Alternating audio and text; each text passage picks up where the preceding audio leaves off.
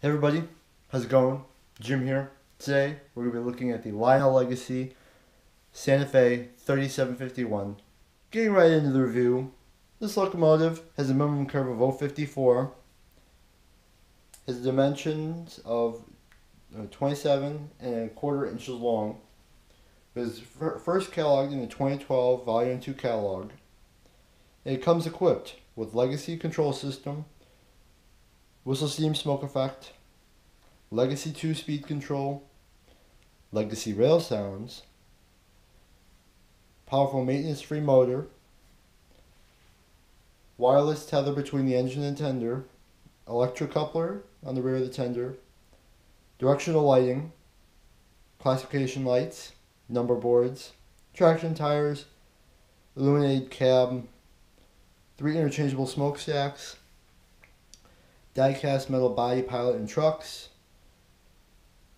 a high level of separately applied metal details, separately applied builder's plates, a fan-driven smoke unit, adjustable smoke output, authentically detailed cab interior, cab window glass, and fireman and engineer figures.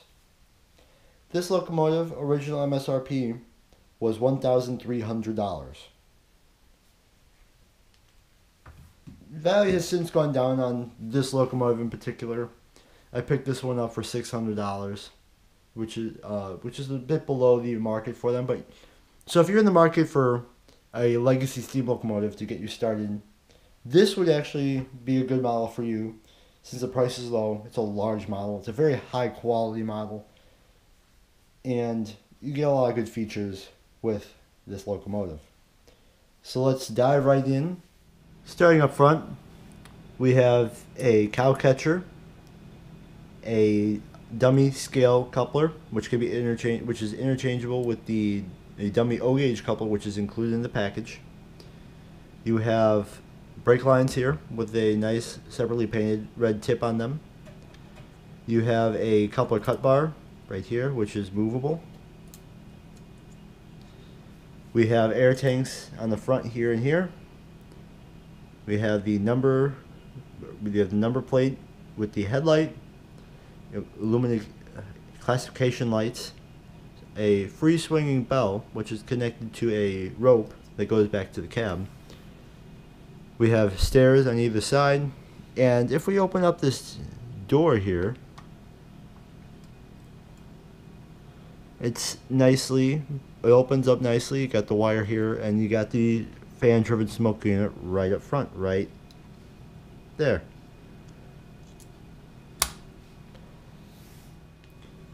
Here we have the pilot wheels and the steam chest here. Got all the driving rods, which I will show later. But up here we have the builder's plates that's separately applied. Got the handrail that goes back to the cab. Number boards, another numbering here. We have a steam chest up here. This is a sand dome here. The stack here, which is interchangeable. And we have some cast-in details all along here. And we have some more cast-in stuff down here. Now, on the topic of the interchangeable smokestacks, just take this one right out. This is the long stack. That all these stacks were prototypical depending on the era of the locomotive that you're trying to model here. We have the short stack, which the 3751 currently wears, and you have the curved stack, which most locomotives at the end of their career wore those, and most Santa Fe locomotives that are on display in parks have that stack, which is a very nice feature that Lionel has done, considering all these are completely functional and it doesn't affect the smoke unit output. So I give Lionel a thumbs up for this one, because it's something that the owner can change easily to model a different era. Moving back, we have some more drive rod detail. We have the trailing truck here, the firebox here. We have some more handrails. Here we have that bell cord that I was telling you about earlier. Goes all the way back to the cab. Got some more cast-in details. On the cab, we have Ashton, Topeka, and Santa Fe lettering on the side of the cab, where the numbers would usually be on most steam locomotives. We have some machinery here, and we have the cab windows, which open and close, which I can't get to open right now, but I assure you, they do open and close. Anyways, we have the trailing truck here, and we have roof vents up top. On the top of the locomotive, you can get a better view of these opening and closing vents on the cab roof. Here you have some more cast-in detail. Get the dynamo generator here and some other machinery.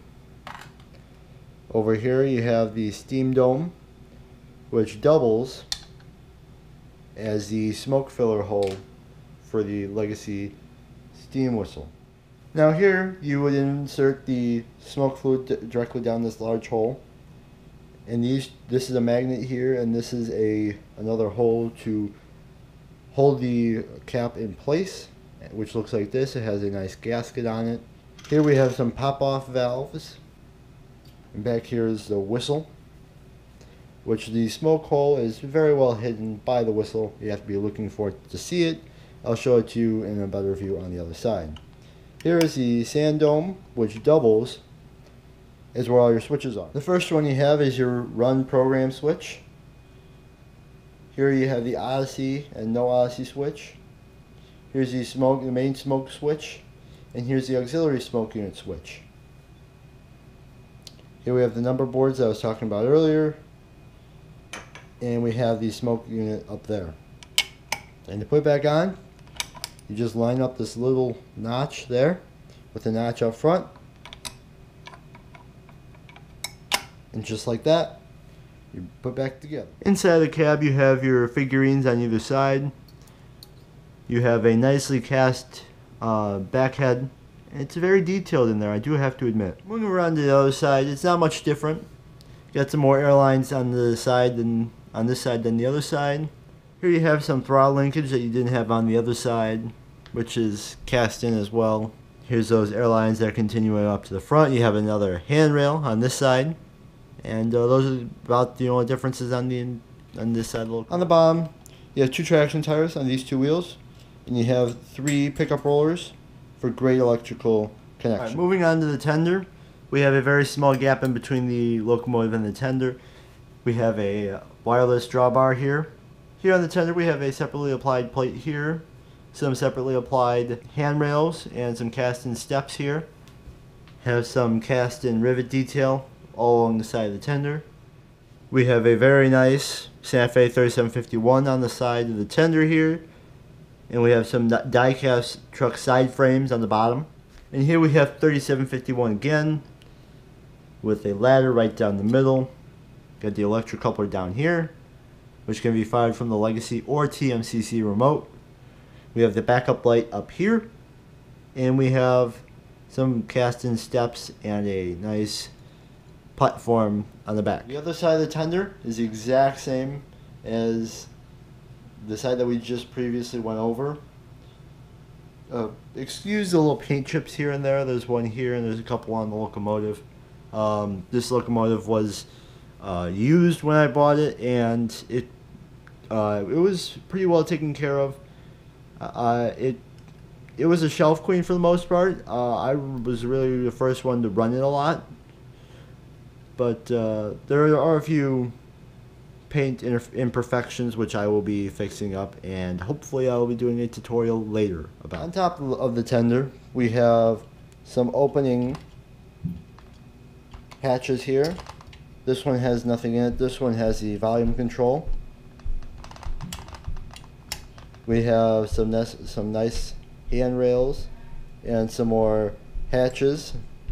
Handrails up here and another hatch up front. Okay, now that I've shown you all the features of this locomotive, let's go run it on the current layout that I have and we'll check out the lighting and the smoke feature. Alright, let's fire this engine up.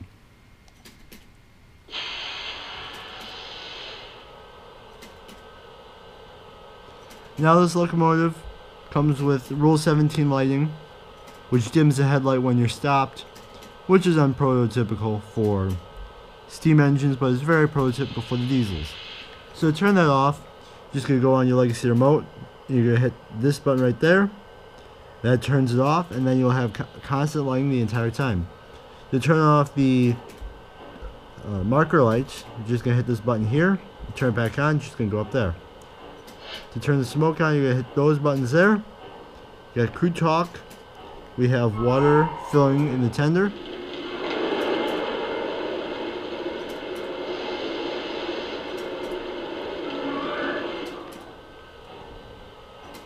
Water's full. Over. Acknowledged. Out. Alright, now we're going to listen to the whistle and the bell. So...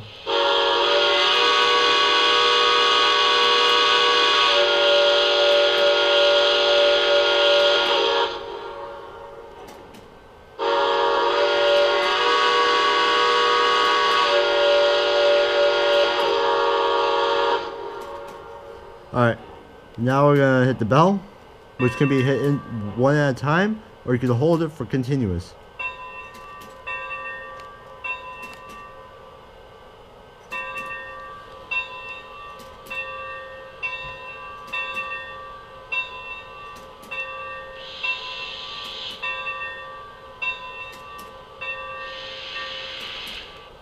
Alright, now let's listen to steam being released from the blowdown valves.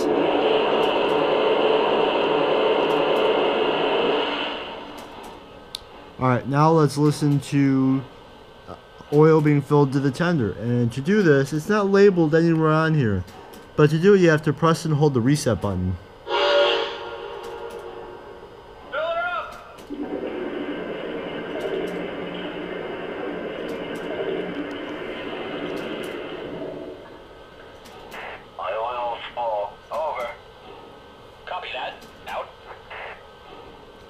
Alright, now let's listen to some crew talk. Dispatcher, coupled up. Can I move? Over. Yes, you're cleared onto the main. Over. Yes, sir. I'm green. Out. Dispatcher, error is made. Am I clear? Over. Yes, you're cleared onto the main. Over. Copy that. I have a clear signal. Out. Dispatcher, my water's full. Am I clear? Over. Affirmative, the track is yours. Over. Yes, sir. I have a clear signal. Out. Dispatcher here. You are clear to pull. Over. Copy that. I got a clear signal. Out. Dispatcher here. You are clear to pull. Over. Copy that. I'm green. Out. Dispatcher here, you are cleared outbound. Over. Copy that. I got a clear signal. Out. Dispatcher, error is made. Am I clear? Over.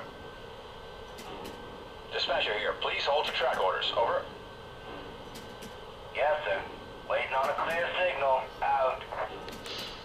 Test complete. Can we move? Over. Sit tight. I'll let you know. Over. Copy that. Holding for a signal. Out. This is the dispatcher. Please stand by. Over. Copy that. Standing by. Out. This is the dispatcher. Please stand by. Over. Copy that. Standing by. Out. Now, another feature that I said earlier was that the cab light was illuminated. As you can see, it's illuminated. But the cab light turns off once you start moving. Like that. The reverse light turns on when you put the engine in reverse. Like so. To fire the electrocoupler on the rear of the tender, all you have to do is just press this little button right here. Unfortunately, I do not currently own any Santa Fe cabooses, so I'll be riding this with my Rock Island caboose. Anyways, let's roll them out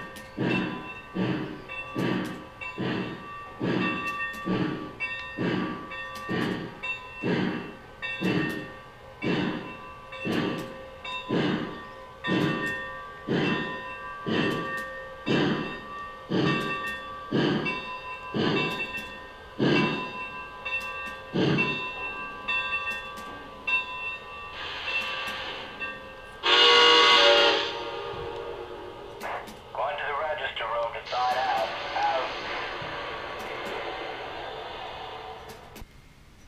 Thank you guys for watching. Please like, subscribe, and comment. Let me know what you guys think. My personal favorite feature of this locomotive is the swinging bell attached to this cable here. It's a very nice touch Lionel did, and actually this is the only locomotive I have seen it on. But I hope Lionel does it more often, because it gives this engine such a nice touch.